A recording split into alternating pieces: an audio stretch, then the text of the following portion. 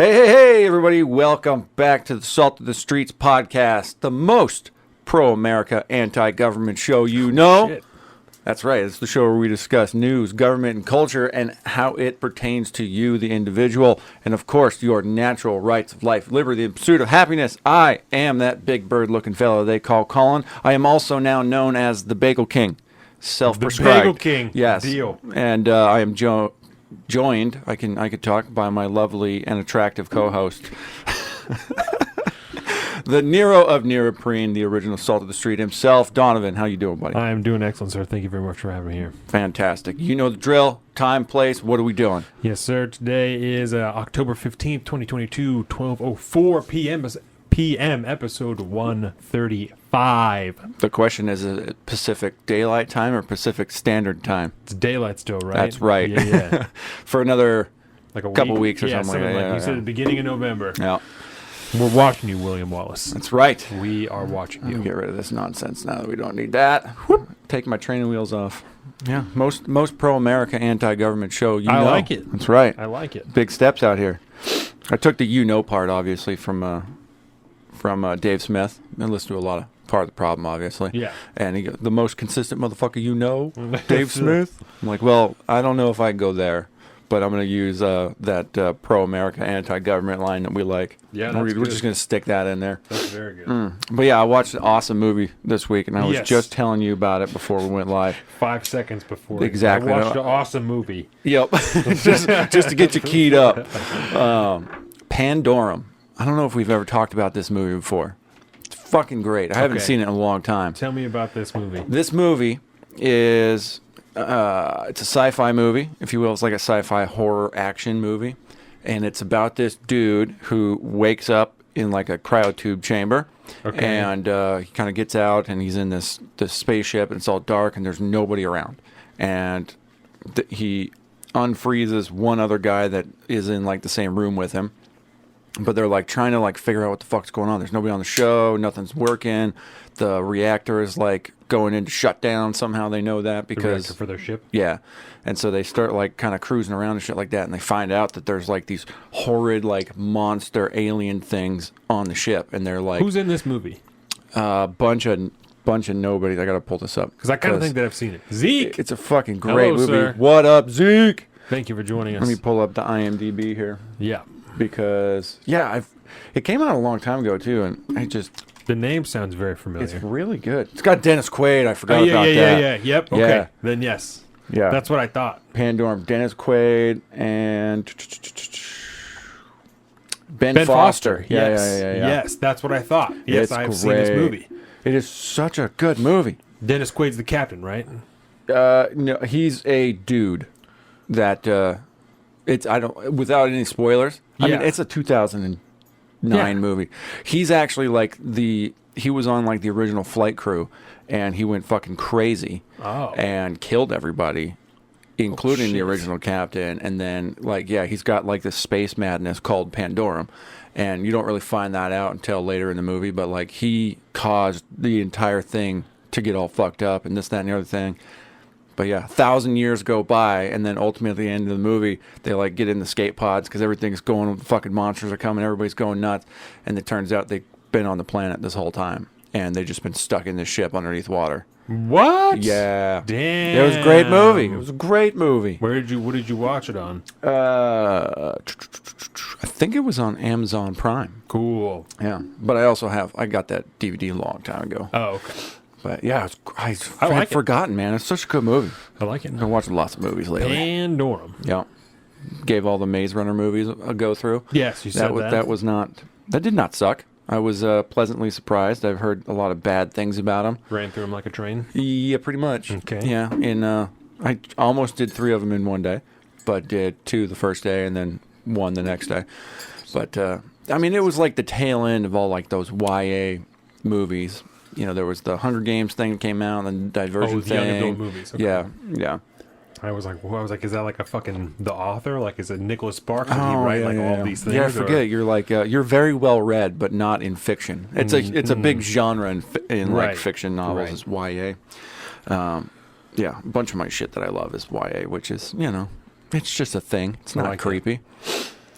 But yeah, it's going to be. Well, yeah, we didn't even talk about what do we got coming up on the show. So we have obviously our local stories in this segment. We are going to be talking about debacle going on at St. Michael's. I have a story. It's not really a story. Our grid sucks. Our energy grid sucks. It's going to cost us more money. It's going to go up. They're going to rebuild things. So I have like articles there. It doesn't really matter. We're going to build for the future, bro. Yeah, and then we're going to go over the local voters pamphlet. Right? Yeah. So we got them both. I have the local. I have the state one, like the general election, and the Kitsap County one. So we'll go over both of those. I have both. Yes, even if you do not live here, those are surprisingly popular segments for our local group. People really enjoy them. So we are going to do that. Part 2, we are going to be talking about some Oathkeeper trial, January 6th stuff, Proud Boy things, right? All January 6th type of stuff. We're going to talk about all that. Part 3, we have some ESG, environmental, social, and governance, social credit score, PayPal type of stuff that we're going to be talking about. And then Part 4, with the grab bag, we have some Ukraine updates, some Iran updates, and you have a bunch of other stuff in there. Those are the 2 things that I have written down. You have a gang of stuff. I got a bunch. I got... the rail worker strike is possibly back on. I got a whole bunch of stuff. We got all kinds of stuff. Seattle firefighters. They're actually I'd probably squeeze that in right before the locals. The Seattle firefighters that were all laid off for not getting the jab. They filed an injunction with the state court to try to get their jobs back, and the court denied them. So they fired still. Yeah, I saw that last night. And I was like, oh no. So glad that. Oh yeah, and then some COVID jabby related type stuff too. We can get into in the topics. The state is very upset that people are not getting more vaccines. They're very upset. They're like, very only 1 upset. in 10 people are getting this most recent vaccine, and I just can't fucking figure out why. I don't know. Seattle Now had a whole episode this week that was about why people aren't getting the vaccines, and I had a woman on there talking about the importance of getting it, and they're like, she said, maybe, one day we'll be lucky enough to only have to get it once a year like our flu vaccine, but right now we have to get it, whenever they're coming out.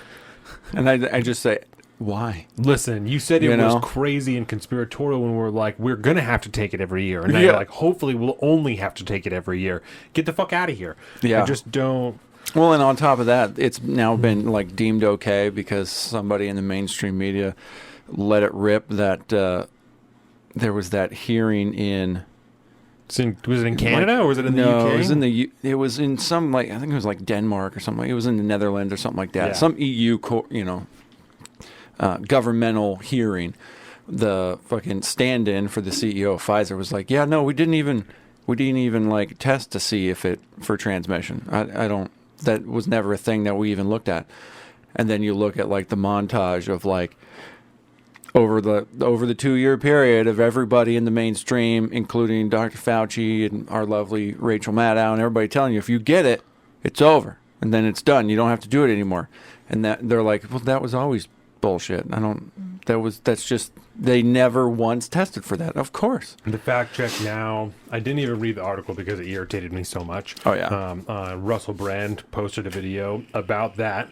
And the fact check was from PolitiFact. And reputable said that's not even how double-blind studies work. Like that they wouldn't be looking for testing it for that. Like then what was the fucking point? Yeah, then dude. What was the whole point? If you're not getting it so you don't give it to other people, then what was the fucking point in the first place? Oh, well now it's to prevent severe illness and death, obviously. Which was, they didn't even coin that term until after all the efficacy started dropping off a fucking cliff. But hey, there's those few people out there, that rare breed of individual that didn't get any of the jabs. Come on, man. Or just like, I'm smarter. Oh, so bad. It was so bad. But yeah, Colin, hit a button. With that, let me ask you this. It worked. I like it. I'm here for it. So, yes, let me ask you this. The question, as I have it written, we talked again last week and this week privately about the Seattle unions because it came up on Breaking Points, right? Yes. So why do you think, because we discussed last week or last episode, maybe the last 2 episodes, doesn't matter, that the idea that not every job is supposed to provide you everything you need, because some jobs, it feels, I don't know, some jobs are more meant for younger people. Some jobs are meant for people who are going to have roommates, who are not trying to support an entire family off of a Starbucks job or off of whatever job, off of things like that. So why do you think that people in America, I don't know about other countries, other Western countries, are so unhappy or unable to see the comparative value in their jobs to other jobs, or to, I don't know, other places in the world, that... I think I know what you're getting at. Do you understand? Yeah, I think so. I didn't get to write it out, so I did not get to word this perfectly the way that I want, but I'm glad you understand the essence of my question. Because I think the essence of the question really boils down to, this, I think, misconstrued expectation that society has, again, to having a job and only a job, and then everything that you need to support your life should be funded by one job, regardless of what that is. Everything should have a living wage, if you will. And I think that's just it's just a blatant misunderstanding of how economics works, how the job market works, and how overall society has historically functioned over a period of time. And I think why we've gotten to this point is because, much like the reasoning behind needing to take out school loan debt, it's just been force-fed and propagated and propagandized that this is the way things should be, for no other reason than it should be that way. It's not how it ought to be, it's how it should be. And so I think that's probably why we live in this world now where everybody feels like you tell me that we are not the most, quote-unquote, deserving culture that has ever existed in the history of modern day, contemporary, humankind. Everybody feels like they deserve something, if not everything. And yeah, I think the generations that are getting these lower paying jobs now have been raised with expectations that all you need to do is get a job, and that's fine. You can go back to the industrial days, that kind of stereotypical, you go get a job at a factory, you work there for 50 years, then you get the gold watch and you retire. That was a markedly different world at that point. The market functioned differently, the job market functioned differently. And there was nothing to say that you could necessarily provide for all of your needs with a single job at first, but you would get a job, you'd still be living with your parents, and then one day you'd buy a house for, $25,000 or a car for $2,000. Right. But, market forces in play and the government and institutional fuckery that has gone on in our economy these days has made it damn near impossible for anybody to do that. And I wonder... Yeah, I don't know. I just started thinking about this. There's a disparity in... Not disparity. Not all jobs are worth $21 an hour. Hard no. Right? But people, even though there's a... So I'm sure having a difficult time parsing out right now, because there's a push from the left for people to not find value in their work. That there's other things in your life that gives you value, so you don't need to find value in that. But the argument for making $15 an hour, $20 an hour is also that you are worth more than whatever that thing is, right? But the amount that you're being paid is not your worth as a person; it's what that job is worth, right? So that's why some jobs are only worth $5 an hour if it's a very simple job, like fucking, I don't know, shelling peanuts or something like that, right? That's a very low-skilled job. You could literally teach anyone to do that. A child could do that. So if it's not worth $21 an hour if you're going to pay someone to shell peanuts, right? It's worth $5 an hour because it's a very simple thing, and you could do it less effectively by just smashing with your fucking fist and then shaking everything out. So, well, and I think a good way to add on to that, right, is a lot of these jobs, like the shelling peanuts or the flipping burgers, if you will, they only exist to offer somebody a wage like they do because of the giant industrialized machine that has been built up around that industry to offer that product at a specific low price point due to its operation at scale as a whole. Right. If you were to take a single McDonald's and try to source all the ingredients, all the materials, all the equipment, and everything that needs to happen to make that burger, and to make that whole menu, to do the whole thing, and then be able to pay your employees what it is that they get paid just for standing there pressing buttons, you would not be able to do that unless you were a giant mega corporation that has been built up over decades and decades and decades. It's only because their general costs are so low that they can afford to pay their employees what they're paying them. That's what, 100%. 100%. I mean, look at any mom and pop shop restaurant. Right. A small time, like the burger joint we have downtown. You've been there before, right? Yes. It's fucking fire. But they're not making that kind of money. They don't make McDonald's money. I mean, I'm sure they do all right, but I mean, they also have a food truck that goes out to make, more business happen and all that. They're not. You don't make a burger restaurant and then make millions of dollars like McDonald's does. That's just not how that works. If they were to spend decades and decades expanding and building out the infrastructure and refining their supply lines to include like the specific ingredients and suppliers for those ingredients and so on and so forth to get the lowest cost you possibly can, yeah, you could do that. But you can't do that on just a normal operational scale. Right. Which is kind of why these people that work for like McDonald's, they can technically demand a higher wage than the worth of the product that they put out because the company is of such a size that all of their wages are massively they're not bloated, they're not overblown, inflated. but they're inflated, to what that position would entail. I mean, I think we've seen that as more calls for higher wages and stuff like that have essentially forced less employees in the actual stores themselves being replaced with more automated systems and things like that. Burger robots, the burger flipping robots. Yeah, the burger this robots. Shit is too damn productive. Yeah. We got to turn it off. Or like the ones that don't have anybody for you to go order at the thing. You just go over to the kiosk at the thing, and then there's a couple people back there that put it all together, and boom, does the thing. But like, that's way cheaper. After probably a year, the thing probably pays for itself and then some. Yeah. And then you don't have to worry about the employees' wages. You don't have to worry about them showing up on time or You not. never have to pay the robot more. Exactly. And so, yeah, I think it's a big disconnect because, unfortunately, like I said, they do have a point because they're not really needed. Amazon warehouse workers aren't needed for Amazon to exist, and they would make a hell of a lot more money if they didn't have those workers there.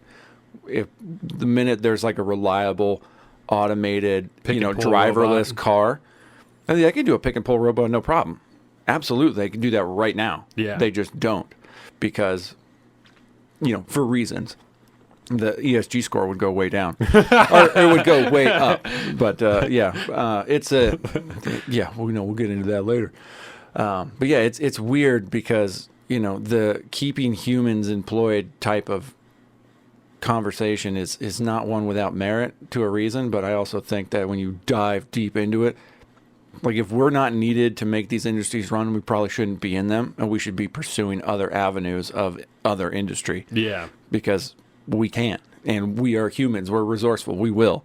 So I'm not too worried about like the fucking Andrew Yang was like, oh, people aren't going to have jobs anymore. Bitch, we're always going to have jobs. You just can't comprehend what the future's going to look like because fucking nobody can. Tim Pool makes this analogy a lot on the show when he's doing it. The horse and buggy like industry that existed before automobiles were around. Like nobody foresaw that there was ever going to be an automobile made, and they were talking at the time about like the problem with like horse manure in the city, and there's going to be too much, and the more people that come in, the more horses are going to be, and then there's going to be too much manure. Yes. And then somebody invented a car, and all that went away. We're going to do something like that. Anymore. Yeah, it's not an issue. So we will have some kind of thing that will change our entire relationship with work, and that will be an invalid question in the future. At least as far as that avenue of industry is pursued. Maybe we'll get lucky and people will reinvest themselves in the trades, People will want to work harder. Because a lot of people want a simple job, a nothing job, but they also want to make $25 an hour because they don't want to have a hard job. Yeah. Yeah, and something like when you have a job that actually has some kind of gratification associated with it, if there's an actual like end product that you as the worker can see go out the door, or like, hey, I fixed somebody's pipes today. Hey, I installed this air conditioning at this person's house. The trades It's dad tangible. Thing. Yeah. Trading dad thing. I did the pipes in that house. Exactly. I mean, I have definitely done that going around in my old line of work. I'm like, I built I three built houses. I built that. Every time I drive past them, I built those houses. Oh, fuck yeah. Of course. Because it's something to be proud of. And whether or not, like, you may not get the day-to-day satisfaction, but it's that long-term satisfaction that you get that makes it all essentially worthwhile to keep going. It's only difficult to comprehend if you're a fucking cubicle junkie that pushes fucking data around and has zero tangible evidence of the work that you do. Exactly. If you can entertain quiet quitting, you probably don't have a tangible job that is something that you can derive meaning from, true meaning from that, and then you're going to feel empty and pursue that elsewhere. Can we take a shot of this? Fuck yeah. Okay. Hard, yeah, we can. Oh, do you have any Alpha Brain that I can have? Alpha, yeah, I do. I didn't take any vitamins this morning. I usually ask you, but like I'm you're always on it. Like, why do I feel weird? I didn't take any vitamins today. That's why I feel weird. Look at you. That's why. Thank you. No vitamins, bro. That's not good. What's going on here? Mm-hmm. Oh man. Yeah, I'm excited. This screwball peanut butter whiskey time. Okay, I think I've had this one time, and it was I sipped it over glass. To the Misfits, Black Sheep, and Screwballs. Yeah. Hashtag we qualify. Okay. Yeah, I'm very, very excited, to be honest, to be getting away from the brown sugar bourbon. That ran its course, I think. After a while, you're like, all right, this is enough of this. I know what we're doing here. It was different, too. It wasn't like the It wasn't the same BSB shit. anymore. No. I don't know if I've even found that anymore. I didn't look that hard because I was walking through the hallways or the aisles of Total Wine yesterday, and I just instantly saw that. So I didn't see any other flavored whiskey, really, but I was actually surprised. There's a gang of peanut butter whiskeys, too. Really? Yeah. And I didn't know what the label for the screwball was, so I was looking at them like, come on. And there was one bottle left. Word. Wow. One bottle on the shelf, and I snagged it. I'm pretty sure that, what's that company, the distillery, that they sold the recipe. Heritage? That they sold the recipe for BSB. So I don't think they even make that shit anymore. Hey, man, if I was them, I would have sold it too. I think it's just... That's got to be a massive moneymaker. They probably made just a dickload of money. Oh, yeah. It's like, this is my pandemic retirement. And it happened during the pandemic. Because I know they were, doing the the hand sanitizer thing for a long time, the rubbing alcohol thing. Yeah, the old, do you want to smell like an alcoholic hand sanitizer? That shit was rough, dude. It was, it smelled like... rough time. It smells like you were a boozer. It was, which makes sense. It's that type of alcohol. Yeah. So, okay, cheers. Let's try this. Cheers to Screwball. Cheers, 135.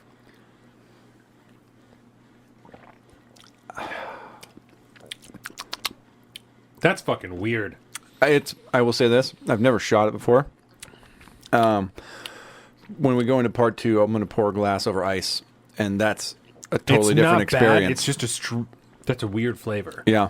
It's way better over ice like that than taking a shot. Lesson learned on that one. Yeah. I never shot peanut butter whiskey, and I don't think I will anymore.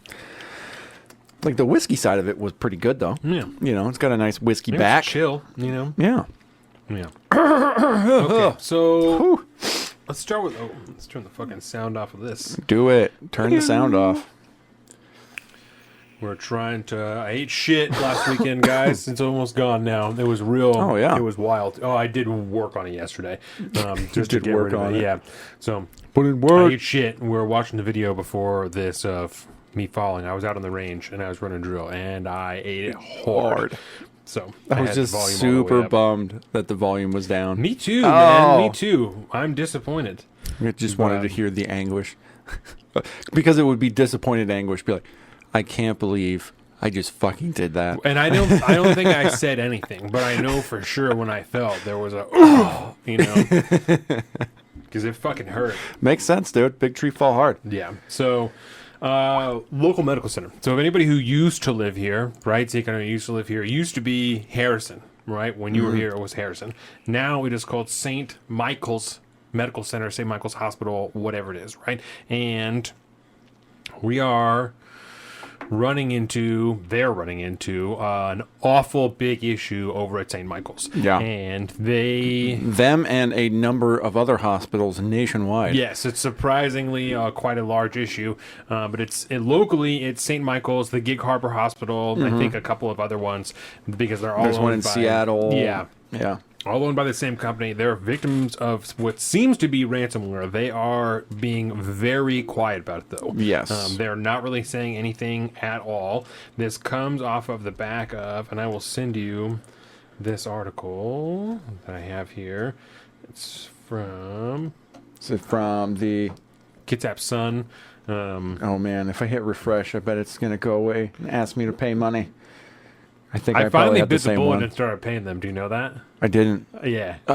finally bit the bullet. I need to just sign in on my stuff on your computer. In between 1 and 2, I'll sign in to the Apparently, Kitsap it's Sun just stuff. not gonna. Yeah, This maybe. is shouting to the void. Records outage, short staffing causes dire scene in Kitsap ER. And so in the beginning, it's talking about, oh, we're having issues with our electronic records, and we don't have enough staffing. And then you start to get towards the bottom of the article, and it says, oh, ransomware suspected in health records outage. Meanwhile, Virginia Mason Franciscan Health Parents Organization Common Spirit Health has yet to publicly identify why its electronic health record system has been offline for a week, because that was the issue. They're saying, like, oh, our records don't work. Like, none of our shit is working. We say, I'm still here. I'm just bouncing in and out. I'm drilling with the Navy this weekend. Hey, yeah, buddy. There you go. So The reservist in action. yeah, that's right. So, has yet to publicly identify why its electronic health record system has been offline for a week. Cybersecurity analyst told the Kitsap Sun it's likely a ransomware attack. NBC News also reported the healthcare system has sustained a ransomware attack, citing a person familiar with the group's remediation efforts. Generally, in such attacks, a malicious third party gains access to the private data and demands payment for giving back access or in exchange for not releasing the information publicly. So, What's the date of this article? this one is from Because the 8th. the 8th. So we're going on 2 weeks now, Yes. which is not good. When you really think about like the deep effects of this, I mean, it's fucking chaos. Yeah. And the hospital, essentially, without their computer system, becomes damn near inoperable. Oh, completely inoperable. And the way that things work there now, we just had a baby there earlier this year. Everything is done through the computer. Everything. You don't get a Tylenol until it is scanned, and then you can have it. Yeah. Everything is done through the computer. It's like that Everything. South Park episode about IntelliLink. Yes. You can't go down to the counselor's office without making an IntelliLink appointment. But Yeah. you can't do an IntelliLink appointment because IntelliLink's a shitty-ass fucking program that doesn't work. Except in this case, it's ransomware. Yes. And so there, I told you we know somebody who works, so I don't want to say Yeah. too much because Yeah. I didn't ask for this information. So, but they are... there are records like DNRs, do not resuscitate requests and things like that people don't know about because the electronic records do not exist. So people are being resuscitated when they don't want to be. People are likely being given wrong or incorrect medications. There are codes that people don't know what they mean because the staff has become so reliant on computers that they don't know what they should do when certain codes get called over the intercom. And this in and of itself comes off of the back of St. Michael's losing its preliminary accreditation status. And so this article is also from the Kitsap Sun. The Joint Commission on National Healthcare Standards Group gave St. Michael Center a preliminary denial of accreditation in early September after an in-depth site visit in August. The only information currently available from the Joint Commission about its assessment is general description of the area of concern in Silverdale Hospital, existence at time of survey of a condition which in the Joint Commission's view poses a threat to patients or other individuals served. So that's why they're potentially going to lose their accreditation status. In an interview with the Kitsap Sun Hospital, President Chad Milton said no patient harm was identified in the assessment, and he said the commission found process improvement things we could have done better. Milton pointed to the hospital's emergency department as an area where deficiencies were noted, referencing processes there and how patients are assessed. It's like, I think it's just making small things, small adjustments. But 2 weeks ago, they had to bring in firefighters to work in the ER because they were so short-staffed. They had 5 nurses to 45 patients in the ER. Yeah. Listen to this. This is from MedPage today. Oh, Jesus. This is an emergency nurse drowning in patient calls fire department to assist. What's a nurse to do when emergency department itself is the emergency? In Silverdale, Washington, a member of the overwhelmed ED staff at St. Michael's Medical Center called in the fire department. According to Central Kitsap Fire and Rescue, a nurse called 911 through an admin line last Saturday around 10:30 p.m. asking for help. The chief, Jay Christian, told the Kitsap Sun, quote, the charge nurse expressed 2 times that they feel like they're drowning because they had over 45 patients in the waiting room and only 5 nurses, she said. We're in dire straits. We need the fire department's help. Can someone come up here and help us? According to Kitsap Sun, 2 firefighters cleaned rooms and beds in the ED, moved patients, and took vital signs. Central Kitsap Fire and Rescue wrote in an email to MedPage today that the firefighters were there for 90 minutes. Quote, we made the decision to send a 2-person crew to assist because we were treating it like any other call for help in our community. Bro, the hospital calls the fire department for help because they're swamped. So they send 1 crew out there, and in 90 minutes, they're helping to get things caught up and taking, 5 people to handle 45 patients. Doesn't seem that manageable to me. And this all stems off of the cyber attack. Yeah.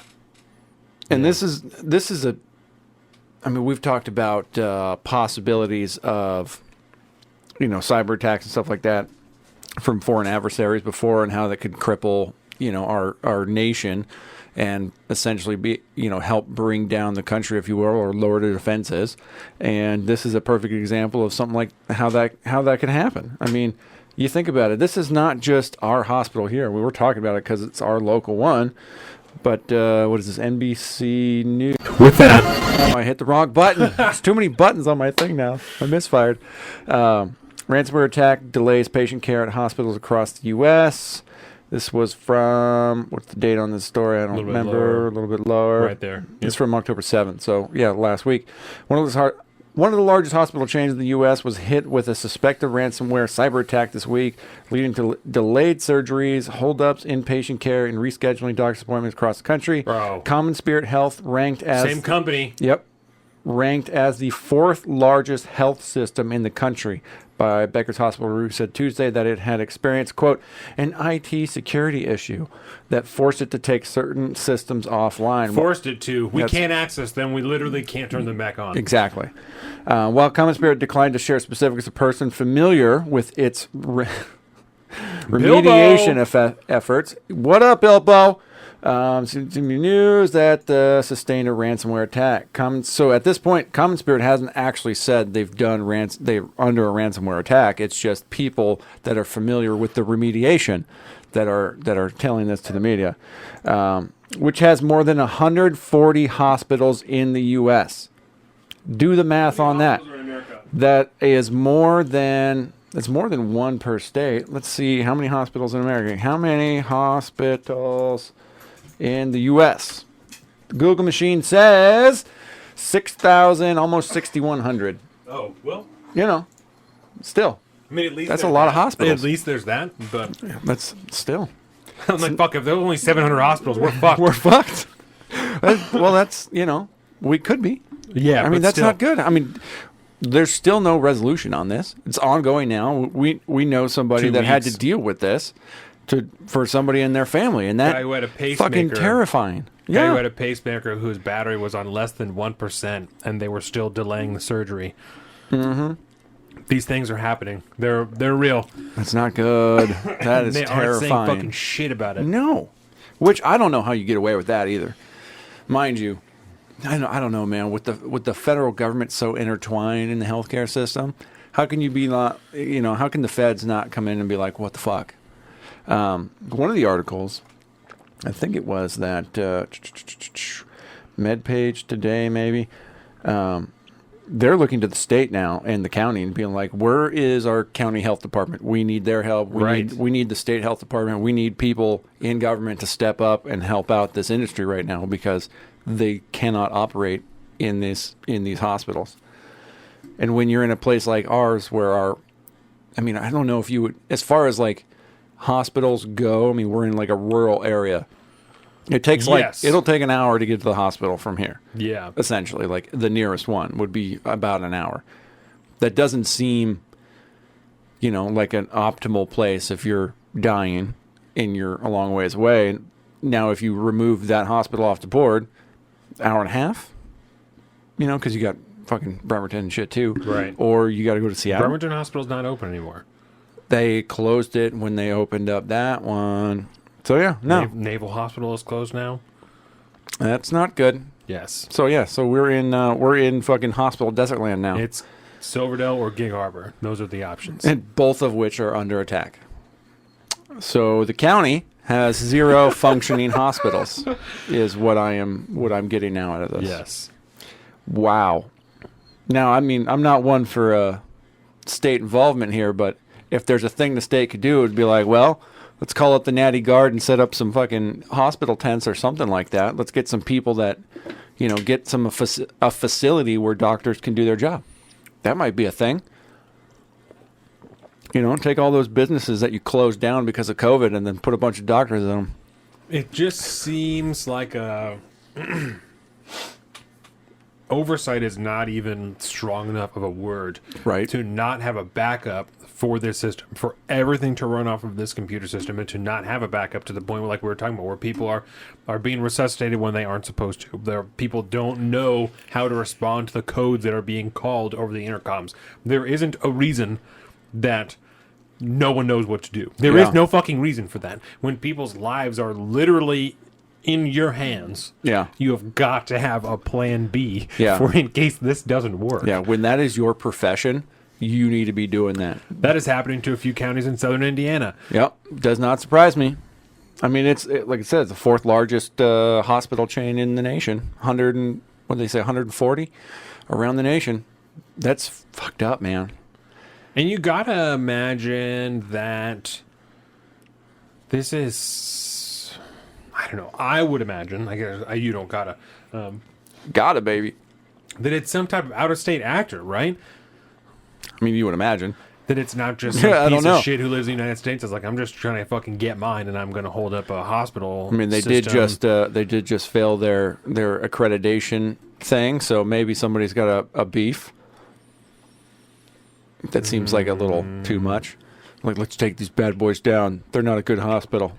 I'm assuming it's an out-of-state actor because that seems the most logical. It's probably, I don't want to be naive and thinking, like, why would someone in America just do something so bad just because, But people just do bad shit. Like, if you have the ability to put ransomware in a hospital, potentially get multiple millions of dollars, and no one's going to find out about it, what do you really lose by doing that? Especially if you don't live in Washington. If you live in fucking Wyoming, and you're like, I'll just fucking hack into whatever this company, St. Michael's, Let me this ask medical you a question. center, and another one. Why would I not do that? What is this area? What is the biggest industry in this area? The federal government is the number one employer in the state. Specifically the Department of Defense. Including a nuclear subbase and a Navy maintenance yard. I wonder who would have an interest in taking down the only hospitals in the area to make that military force less ready to do their job. Because we don't even have a naval hospital anymore. Exactly. I mean, the building is there, but the services are not there. I mean, I don't want to sound all conspiratorial, but, that's a possibility. Maybe China's got some involvement here. Maybe the MSS? The mainland security, they're like intelligence operatives. The CCP's intelligence branch. I think it's the MSS. That's what they're called. I'm pretty sure. God, I'm gonna look that up real quick. The Chinese equivalent of the CIA. Yeah, I think it's the Chinese MSS. We're gonna put that in there because that'll get me close. Yeah, the Chinese Ministry of State Security. Oh, there it is. There you go. Yeah. Chinese. Let me see that picture. That the top. There's those 3. Yeah, that one. That one. You want to see that picture? Yeah. Ooh. I'm always interested to see the gats that other countries are working with. European countries, and they use some wild shit. Look at that fucking bullpup. That's nice. Yeah. That's how you get good range with that, man, because you put that. That's a really long barrel. Really, really long barrel by putting the chamber all the way in the back. High quality material right there. Interesting deal. Interesting indeed. Indeed. Look at them, all those computers. That third row, look at that one right there. Whoa. They're just tapped in. Orange headphones, too. What's up with that? So, it's a standard issue. But What is why this? orange? Sandbox. Chinese espionage. How Beijing is stealing away U.S. global supremacy. With orange headphones. Well, Well, yeah. It goes with the sandbox colors. Chinese espionage, the dragon's eyes and ears. Bro, At what point is it racist? Exactly, At what point does that become racist? not as cool as an M16, Bilbo says. I mean, the Probably more M16 looks reliable. fucking mean, dude. M16 looks cool. It fucking sucks, though. Yeah. It's just a terrible gun. When you think about it, like, you cannot get that thing dirty. No. You can't, because there's too many moving parts to that The thing. modern AR-15 is better, even though it's like the same thing, Yeah. It's better. It's better. I hear that the Special Forces guys talk about their M4s as essentially like you could drop it, you could kick it, you could do whatever you want, and it's still baller. Yeah. I wonder what's so different between like the civilian model and like the actual M4 version of it. Like, Yeah. what are the parts that are skimping out on that make it so like if you look at it wrong, you're gonna have a misfeed. You know what I mean? Depending on what brand you have too, it's not that much better. I mean, you got to keep that thing clean, well oiled, ready to go, and then it'll perform great. Yeah. But if you don't, if you sleep on it at all, it's going to have a lot of problems. issues. You're going to have a lot of issues. Gonna have a bad time. You're going to have a bad time. Yeah. You don't have that problem with an AK. No, you don't. Nope. Mind you, the No. only accurate shot in AK is the first one, but hey, that's fine. Well, I don't know. I've just always heard that. The difference in the systems is that the AK uses. All they're doing is play Warcraft. It's like a direct blowback system or a piston system or something to that effect. And you can get AR-15s that have that same system in there, and they'll run like that. Oh, yeah. But the force of what the rod or the bolt in the AK if goes back with such force that it will just pulverize anything that is inside of it, and the AR platform doesn't blow back with that because it's just that spring and shit. Yeah. So it just is, there isn't that much force in the bolt. Yeah. But the AK, that it will just pulverize anything, Boom! and that's why it runs like that. I mean, it seems like it's solid design, man. It's been around for a long time, too. well, and if you, I feel like it has to do with the machines that produce the parts. Yeah, 100%. It's probably quality of machining technology at use. Absolutely. Even in AR-15s, there's people that are, difference between like a billet lower receiver and a fucking whatever, like one that's poured instead of eating it, like you mill it out of a billet Instead of cast. Yes. Yeah, there's even people that are like, well, these ones are better than You take an ingot and you carve that motherfucker, or you just pour it into that mold for mass production. Yeah. Yeah, no water for the AR. Give me a swap with an AK. Yes. Yeah, that's what I'm saying. Before I bought my AR, I was very conflicted between whether I was going to buy an AR-15 or an AK-47. First airsoft rifle I ever bought was an AK. They're fucking cool, man. And the modern ones, I just if like you 'em. put money into them and put like modern furniture on them, they look fucking amazing. Badass, They man. look- I've seen some dope ones. They look incredible. Hell yeah. So, And you can customize the shit out of it. Yes. You think there's a lot of bells and whistles or furniture, if you will, Yeah. in the gun culture, I guess, for an AR. I mean, there's a lot, but and the bullet's bigger. AK, you could do, yeah. And the bullet's bigger. And there's more of it around the world. Globally, 100%. 100% Yes. more. Domestically, yeah. If we're fucking World Yep. War Z time, dude, I'm rolling AK all the way. If we're going out to fucking North Korea and shit, we're doing it. Yeah, 100%. Yeah, Yeah, we got to find out. Yeah, no, this is a good time to plug it just because you're talking about the book. We haven't had the socials yet, so you've been watching us here on YouTube, obviously, Salt to the Streets. We have our Instagram.com/Salt to the Streets, Patreon.com/Salt to the Streets. You can find all this at salttothestreets.com, including our individual social media. I am at Salt to the Street on Twitter and at alpaca_Donovan on Instagram. Colin is at Big Bird Off you on both of those things. The Patreon, go there, subscribe, help us make more better content just like this. We have the book club with the beer shows that happened last night. We have another live stream for the book club on Tuesday. We have the articles, the newsletters that come out at the end of the month, all these beautiful things. The book club book this month is World War Z. Fantastic book By Max Brooks. Yes, it's very good. And next month, this is next month's book. I brought it with me because we're getting closer to November. We're getting back How to Have Impossible Conversations. This is a James Lindsay book. Actually. James Lindsay. Yes. It's orange. James Lindsay, Peter Boghossian. Very fall festivities. Festive for the fall. By the sun. Peter Boghossian. Yes. So he's got a new show. Did you hear that? No. Yeah, a new show. Him. I think he's got a standard co-host, but it's don't fuck up the name. It's like Not Reliable Sources or something like that, and they wear these like NPR style logo shirts and stuff like that. That's awesome. It's pretty fantastic. I picked this book for November because Thanksgiving. Okay. And people always go home for Thanksgiving and they have really put up conversations at the table. So this is to prepare you for your Thanksgiving conversations. Mm-hmm. How to have impossible conversations. I like it. That's why I picked that one. Oh, this is good because this leads me exactly to what I wanted to ask you. My favorite part of World War Z is a interview perspective aspect of the writing, 100%. And that being said, whereabouts? I mean, what is to date? I should say some of the later interviews and stuff you read. Yes. What's been one of your favorite ones to date so far? Ooh. Off the top of your head.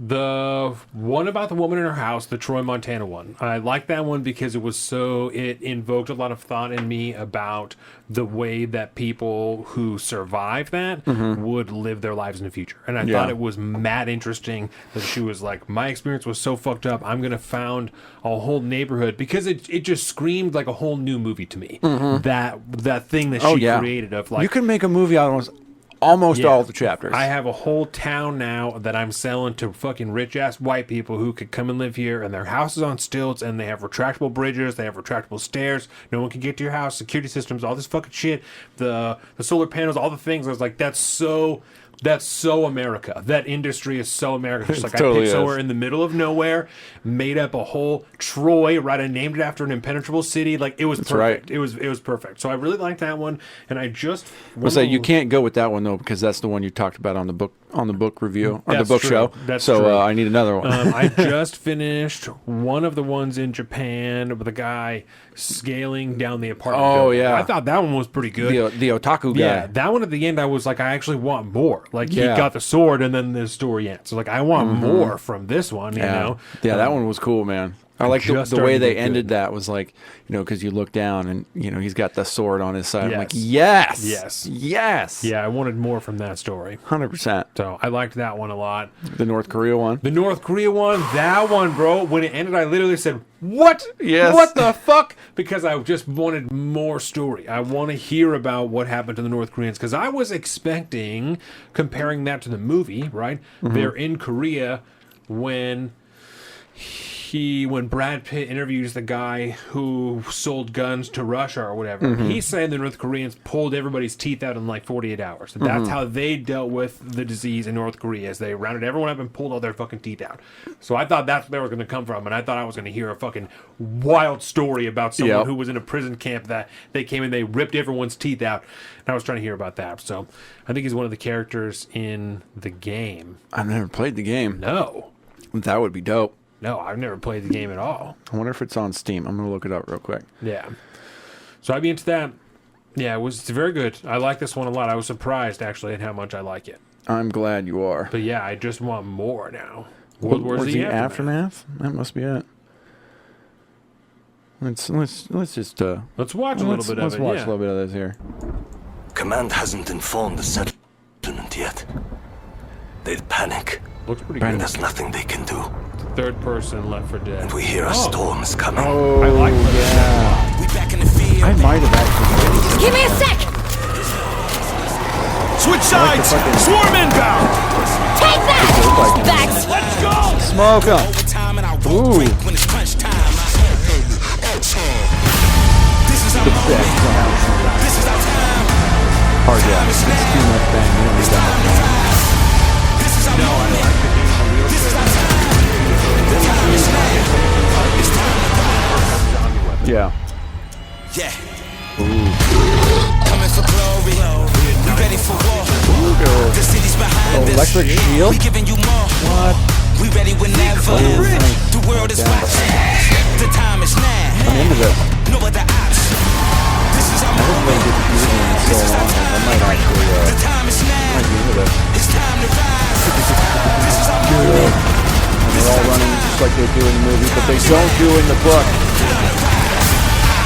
If all the zombies ran in the book, there'd be no book, because they just yelled at them. Everybody, you wouldn't have lived. I guess, I don't know, that's what they did in the movie.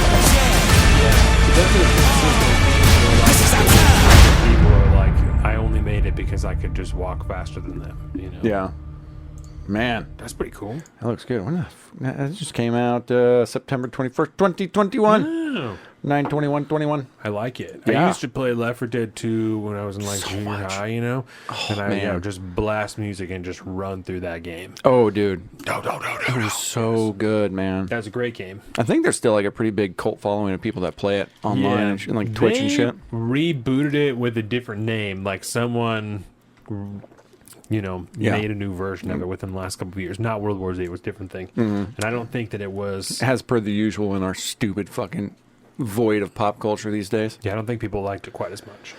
You can only remake the same thing so many times before people are just like, I just want the original. Fuck off. Give me something new or leave me alone. Well, when I have a PlayStation, as an adult, I'm getting really sick of this.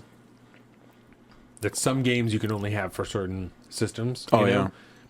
Real tired of that shit, you know. And when The I was console a kid, wars I'm are still on. I'm fucking sick of that shit, bro. Just give me all the games. Why are we still doing this? Like, why are some of these games still only for fucking PC and only for Xbox? Yeah. Fuck that. Just And give there's me a all lot the more games. like there's a new wave of what's called cross-platform play coming to Yeah. a lot of games now, and that's even removing some of that problem where you get the same game but it's on different consoles, and you have an Xbox, your buddy has a PlayStation. Because of that, you can't play together.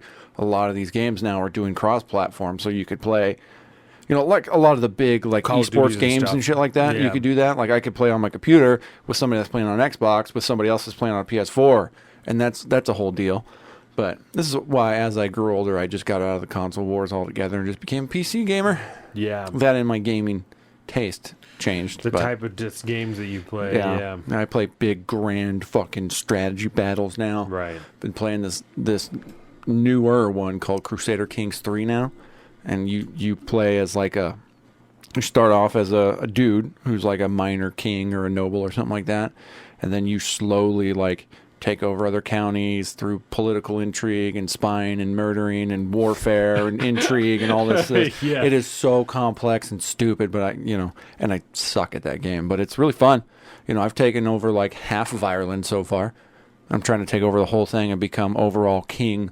Of Ireland. Yeah, I had one of my, I had like my minister of the church fake a right of treaty that my family are the rightful heirs of Ireland, and so now I can go to war with everybody because I am the rightful heir of Ireland. So I'm going to be king, bitch. Is it possible to be king of the world? I mean, I would imagine. Some of you could play as like the different time periods and shit like that, and they're all kind of loosely historical when you first start off. But like you could play as like the Roman Empire in like late stage Western Rome, which has most control over most of Europe at that point. But you have to survive the downfall. Yeah, which I don't know how well that usually works out. Yeah. But, like the rise of That's France interesting. and shit like that. That's a pretty large area. A lot of stuff like that. But it's all of Europe, Middle East, North Africa, and it seems fun when you're thinking about a video game.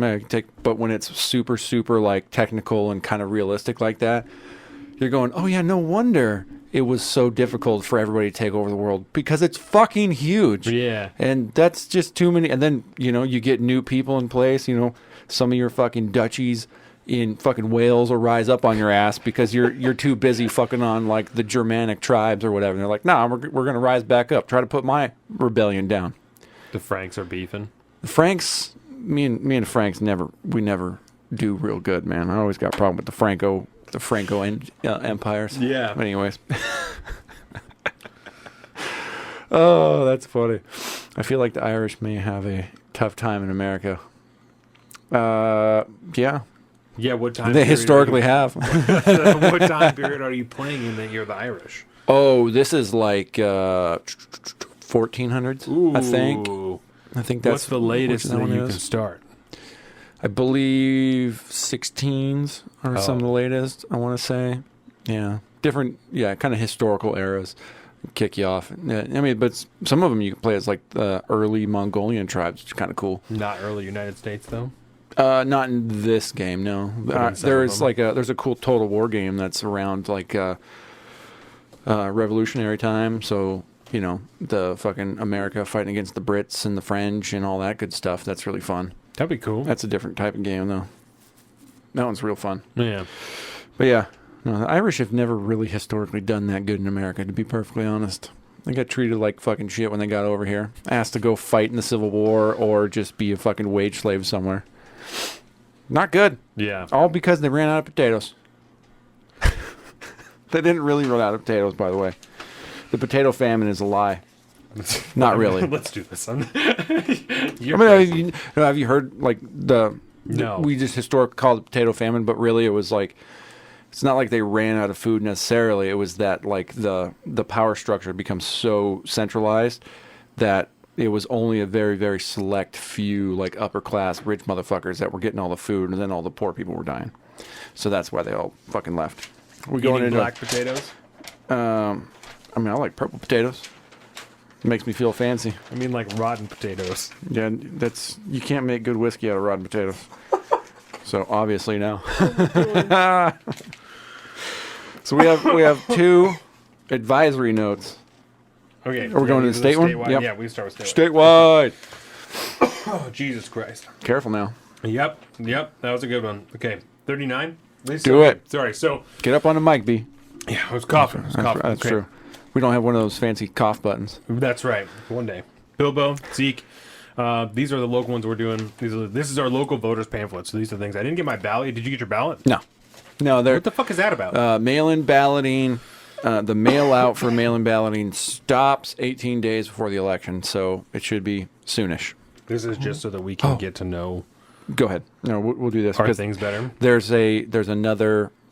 Patty Murray agreed to a second event with Tiffany Smiley, but it's after the one that's already scheduled, What a October 30th. Which, it's a week before the vote, but obviously like 2 weeks after fucking mail-in ballots get mailed out. She's such a piece of shit. Yes, she is. Okay. This is engrossed substitute Senate Bill 5974. The legislature increased without a vote of the people the tax on aircraft fuel from 11 cents to 18 cents per gallon, costing $14 million in its first 10 years for government spending. This tax increase should be repealed or maintained. Do we even have to Obviously, ask? would say be repealed. Engrossed substitute House Bill 2076. The legislature imposed without a vote of the people premiums on transportation network companies to provide workers' compensation to their drivers, costing an indeterminate amount in the first 10 years. An indeterminate amount for government spending. The tax increase should be... Yeah. Let's see. Section 1 requires transportation network companies to remit 15 cents of every passenger fare quarterly to the newly created Driver Resource Center Fund beginning July 1st. How much is collected will change each year, January 1st, because remittance will be adjusted each year based on inflation. In addition, the Department of Labor and Industries has no way to predict how many passenger fares will be remitted That's what I or thought. how many TNCs will be subject to interest and penalties due to failing to remit payments for the deadlines. For these reasons, fiscal impact associated with Section 1 is indeterminate. They also don't know how many people are going to claim L&I in that time, so they don't Yes. even know. You know why? Fuck you. What is a TNC? Do you know what a TNC A is? transportation network company, is Yep. that like... Uber, Lyft. Oh. So they're trying to make... This is another attack on gig work from the state. They want to force Uber and Lyft and those companies to treat their contract workers more like standard Get the fuck workers. outta here. So they're going to make them, deduct L&I from their pay that gets put to the state. Get a fucking real job then. And I'm not like shitting on being an Uber driver. There's nothing wrong with that. But it's a fucking gig job. That's It's a the gig whole job. point of that. Is And that it's- you can stop and start and stop and start and do whatever you want. And from everybody that's involved, well, not everybody, the vast majority of people involved in gig work understand what the deal is when they get in. And all this really does is make it so that their take-home pay is less. And most gig people are against the defining of these companies as more of a standard fucking, company. They don't want to be employees. They want to be gig workers. They want to be able to do whatever it is they want to do and not be subject to all this bullshit. But the state has to get their own, obviously. It's much like California. Section 11 of the bill directs LMAYT to assess premiums for TNC drivers only for hours while the driver is engaged in passenger platform time and dispatch platform time effective January 1st, 2023. These premiums would be used for potential future claims and would be deposited in the accident and medical aid accounts. LMAYT anticipates that there would be additional claims filed by these workers, and LMAYT would receive additional premiums for this coverage. However, there is not sufficient data on these workers to determine the volume of additional claims or the level of additional premiums. So we don't even know how much people even want this, or how much they would use it. Like I said earlier, it's just the state wants theirs. Open the tap, and we'll see what we get. I mean, it's a tax on another, working class individual. 15 cents of every dollar that you spend on Uber would go to the government for government spending. Boom. Get the fuck out of here. Yeah, that's great. Get out of here. That's great. Yeah, and then we have obviously the different Senate and House candidates, and what are the big one? My girl, Tiffany Smiley. Tiffany Smiley. That's right. That's right. We have on our half of the state. Yep. So, and she's getting some decent support from the party at this point. Yeah. I think there is a conceited effort because this is Washington State that is super, super blue. I think there's a conceited effort on the part of the GOP to not try to make a huge deal out of this thing, because then the DNC thinks this is a safe state. They don't have to worry about it. But, I mean, with the polls that are coming out, she's already real close, like closer than anybody should really expect. And on top of that, we know the polls are fucking wrong anyways. So they're just emailing the people that are already Republicans. Man, keep getting after it. They're like, do it. Keep it on the DL. And they keep giving her money, and she's got tons of ads going out right now. And Bill says, "I've never been sent a ballot in my life." So in Washington, all the voting is done. I mean, you can go to a polling place, but all the voting is done by mail. So everyone gets a ballot. It has been for a long time. For a long time. I told you though, during 2020, when they were like, everyone's going to vote by mail. I was like, what do you mean everyone doesn't vote by mail already? Like what? What are you talking about? Yeah. I think 2016 was the first election that I voted in. Yeah, because I turned 18 December 2012. So. Yeah. Interesting. So that was 2016 was the first election that I got, the first proper election I got to vote. And I'm sure I voted in the midterms because my mom was a real fucking stickler about, so she signed me up for the selective service and stuff like that. I know for sure I got a ballot. It's like, no, you're in it. You're in the system, baby. Ooh, she might have even filled it out and sent it in. I'm not going to lie. She might have even done that. That's right. You were brainwashed by then anyways. I hadn't had a chance to get to you and manipulate your mindset. I was only, 20. Mm-hmm. So... Yep. The other big one is Derek Kilmer, our state representative for this district. I really want to put together an edit of the picture of me and Derek Kilmer, and then a picture of me all kitted up, and they do and because just what a different time, what a vastly different time of I was jazzed for him to be at my work, and I was nervous to meet him, and I was like, oh, blah, blah, blah. Fucking my business card and your business card, and you fucking brought this bald lady with you to take pictures and all this stuff, and blah, blah, blah. And now I've had enough interactions with him that are so negative. I'm like, you're such a fucking piece of shit shill for the DNC that I can't believe that I ever was jazzed to meet you. Excuse me. Yep. It does make me wonder too, from back in the good old days, if you will, where he was at before, Trump derangement syndrome came along. Where was he before all the parties really just took everybody in real, real close? And, everybody's suckling off the teat of their own, home party, home team, read the talking points, nobody do anything else because these people are bad and they're extremists and so on and so forth. But I wonder what he was like in the past, because he's been around for a while. He's been in this seat for a decent amount of time at this point. Since 2013. 2013. Yep. Yeah, so it's been a hot minute. But yeah, he's up against Elizabeth Kreiselmeyer. Kreiselmeyer. She prefers the Republican Party. I would think it's so funny. Prefers the Republican Party. And that's the way they just, they put that in all the different, candidates. They don't say whether they are Democrat or Republican. They just say, I prefer this, I prefer that, I prefer independent party, I prefer, the Nationalist Socialist Party. There's always a few of those that come up, especially during, like, primary time. You get some wacky ones. Some political parties, you're like, that's not real. What are you doing? Like the space guy. That space guy has always got a really interesting one. Guy. Yeah, he's always running. Always. But I'm not a career politician, she says. I never intended to be. I was asked to run for what others saw in me. Common sense, leadership, and a moral compass, combined with a skill set and professional background that delivers what's needed now. A gift for sizing up problems, communicating effectively, and engaging productively to get things done right and get the right things done. The Democrats' agenda is corrosive from within. Well, that's good. With its rewarded destructive behaviors and spawning crushing debt, House Democrats are off course, and our current representative votes in lockstep with the worst of them as if we were Seattle. We're not. Yeah. In parentheses. Fact check true. Yeah, the House has been rife with dirty tricks, but it stops now. I'm a mom on a mission to clean up the House in D.C. Why is so much of that capitalized?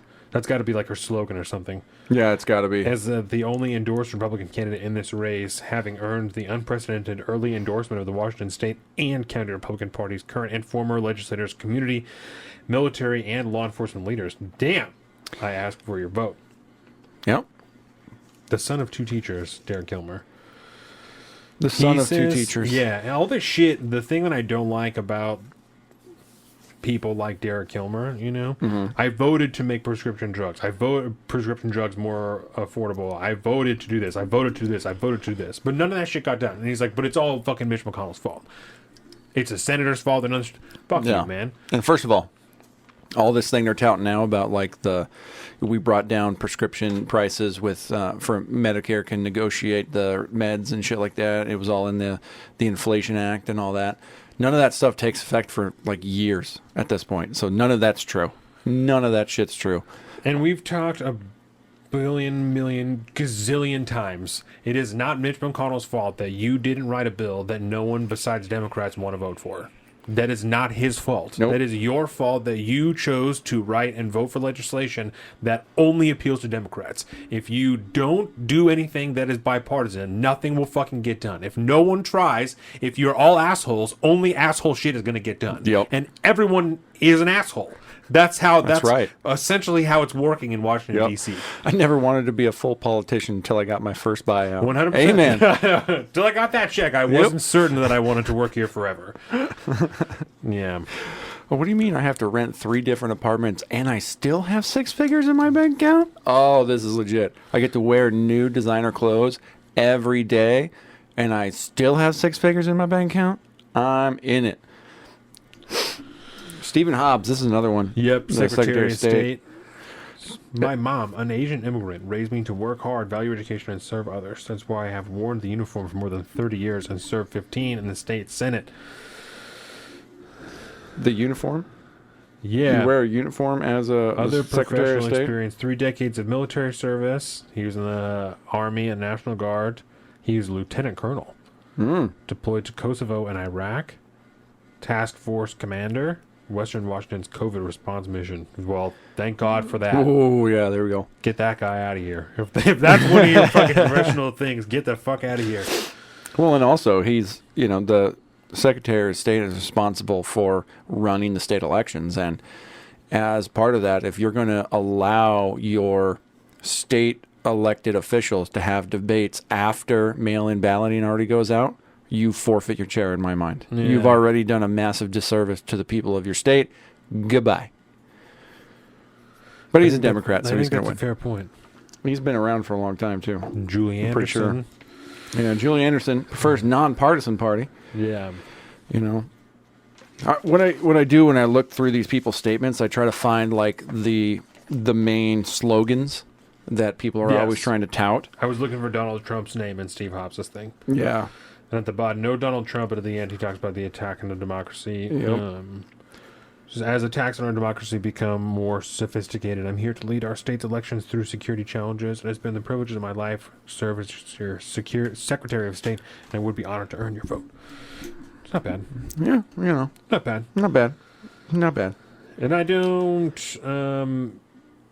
as far as the shit that happened in 2020, there wasn't any wildness that came out of our state, as far as I know, for the elections. There was No. all kinds of things that we saw in Texas and Michigan and things like that that were sus. We've talked about a lot of those things. I think the only thing that might kind of make this particular election a little bit more wild than anything else is the people that would have left Seattle, making it probably a weaker power as far as the overall state elections run. Yeah. Because there's going to be less people there, and they're going to be spread out to more counties, or they would have left the state entirely. And so I'd be curious if that is going to have much of an effect on how the state goes. But you never really know until it's all done and over with. Yeah.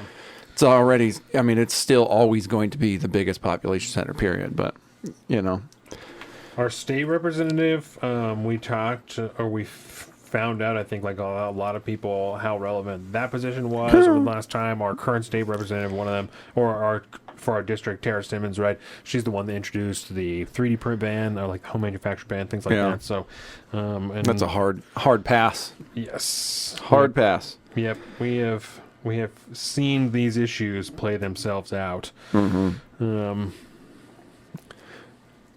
And her opponent, Holst, starts out saying crime is at record highs, inflation is skyrocketing, ferries aren't running, homelessness is increasing, and no tax relief was passed.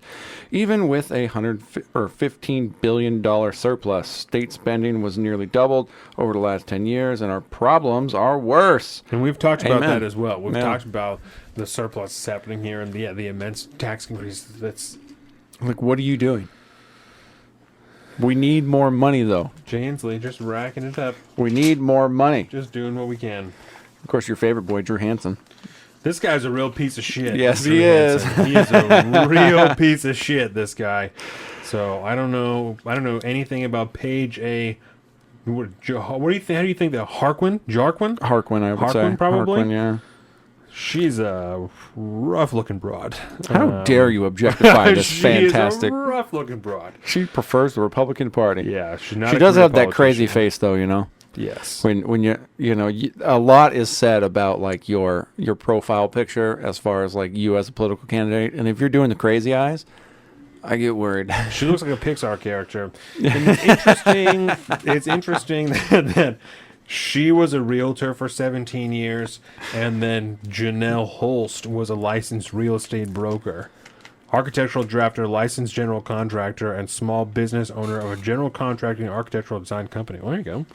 Yeah, that's Holst. They were both. Yeah, they were both real estate agents.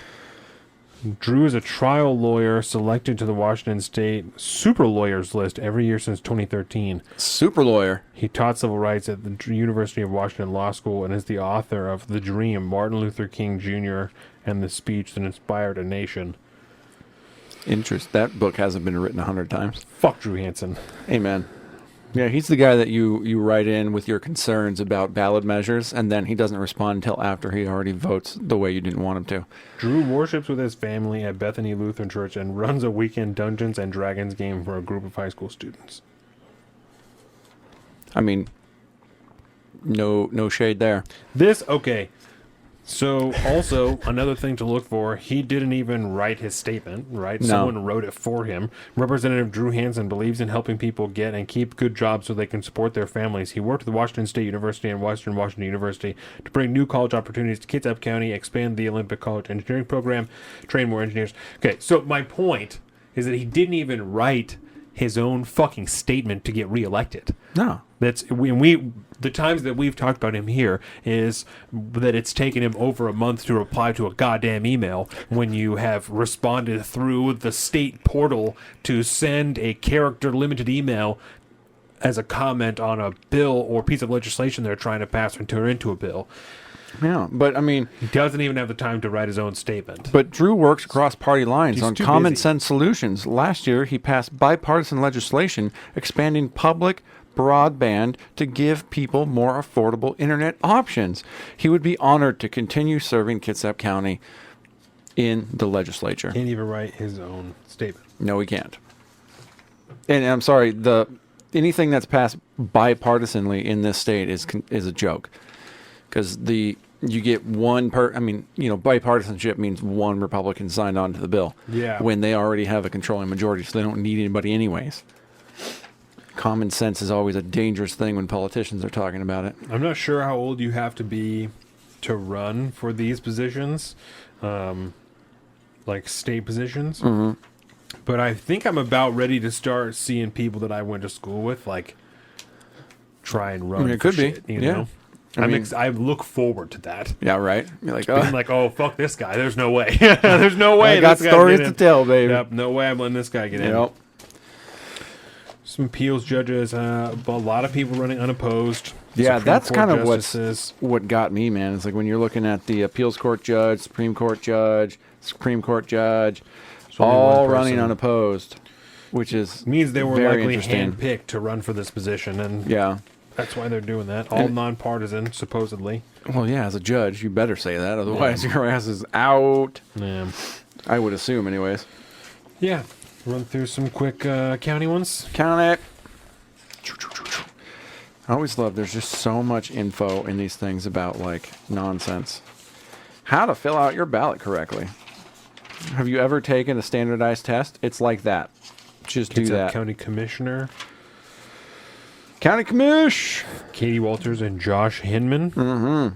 Now, these obviously became very important because we saw their direct effect on our daily lives during the lockdown period, Right. and whether or not they were, voting for or against you being, your business still being shut down, or whether or not they were going to require vax mandates or shit like that. County commissioners generally have a lot of power over your everyday life in your local municipality. They always get slept on, and it's probably the most consequential vote that you'll make. And unfortunately, most people aren't going to pay attention to these people. A lot of influence in taxes, where money goes, projects, things Yep. like that. Oh yeah, yeah. Who decides to put that rehab clinic next to a residential neighborhood? Right. County commissioners do. Right. Well, the board of commissioners, obviously, but still. Kitsap County Assessor.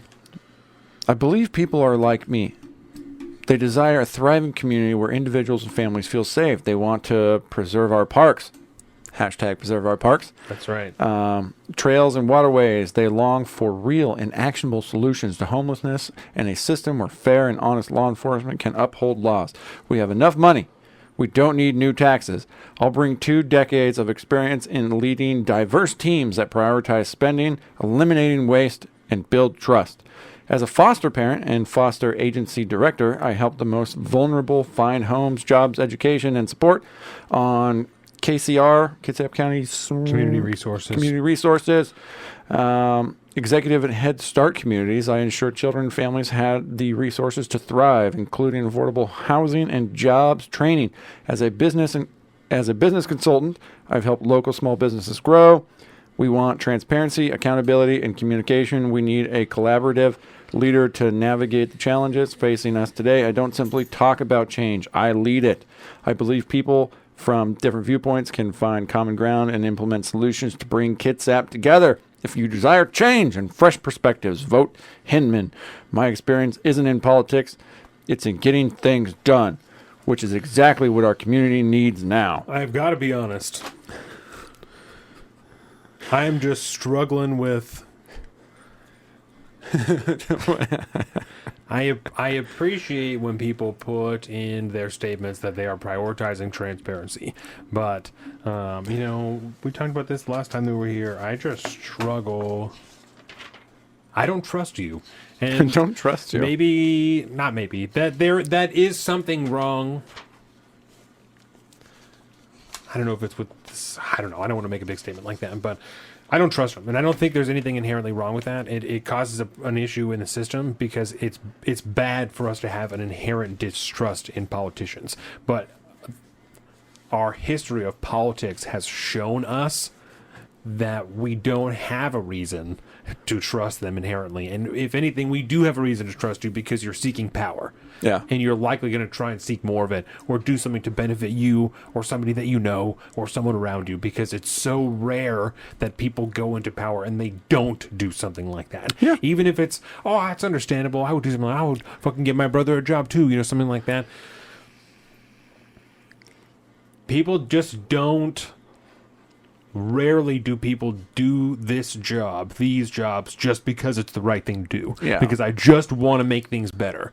And because why would anybody in their right mind put themselves through their family, their friends, through the process of seeking an elected office in the modern world without having some kind of deep desire to really hold that job? Because so many of the stakes that they present are artificial, right? Yeah. I was just thinking, like, I wish I had a read on how many of, the original American politicians really were doing it because they wanted to just benefit themselves. Because I'm sure at least one guy, I can't even say that.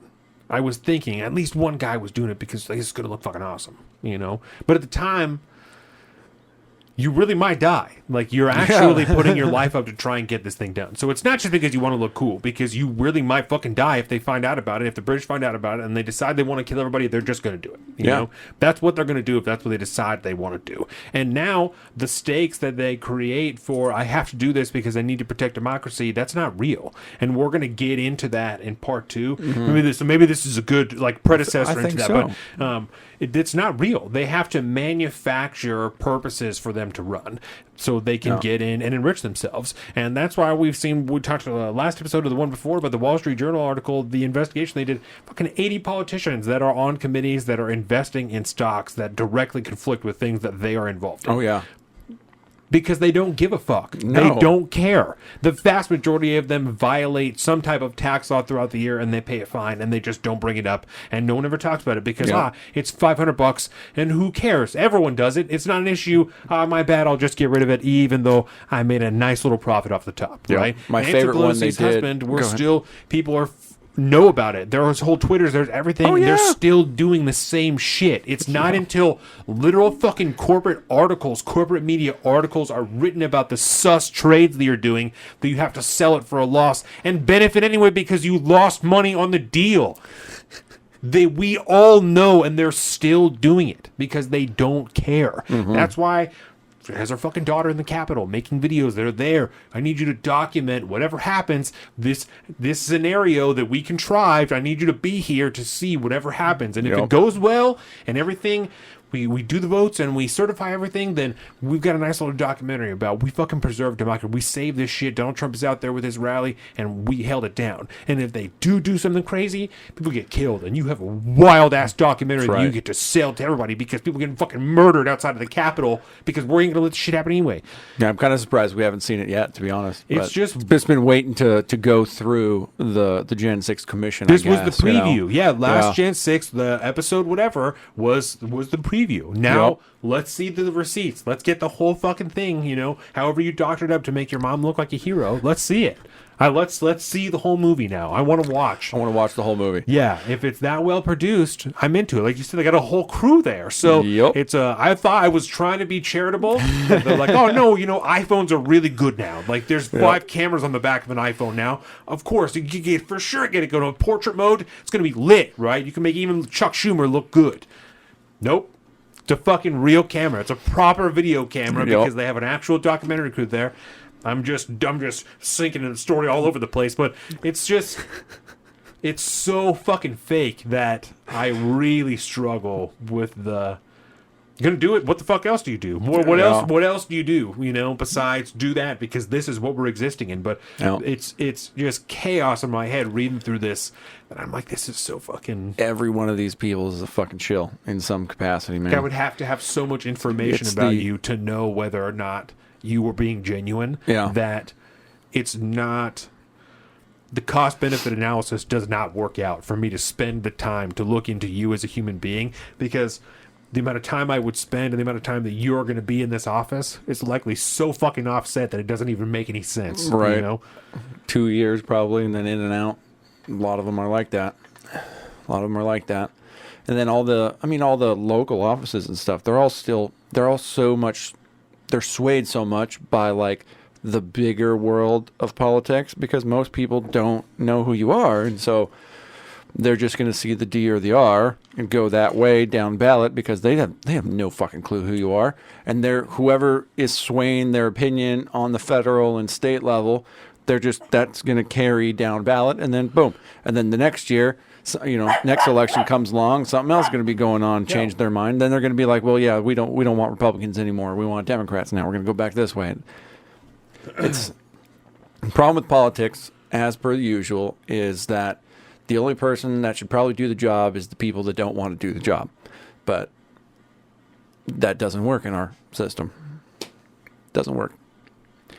So I think with that, that's a fantastic slight preview of what we're going to get into next. Yeah, we'll be back for part 2. We're going to talk about the Oath Keepers, January 6th, Proud Boys. Yeah. It's going to be a whole deal. I got a lot of shit written down. It's going to be great. Hey, man, at least Nancy, this is what I've been waiting for. Yeah. Soon I'm just going to punch him in the face. Yeah. Sure, Nancy. Sure. So anyways, thanks for hanging out. We will be right back. Welcome to the South of the streets, coming at you every week with this food for thought.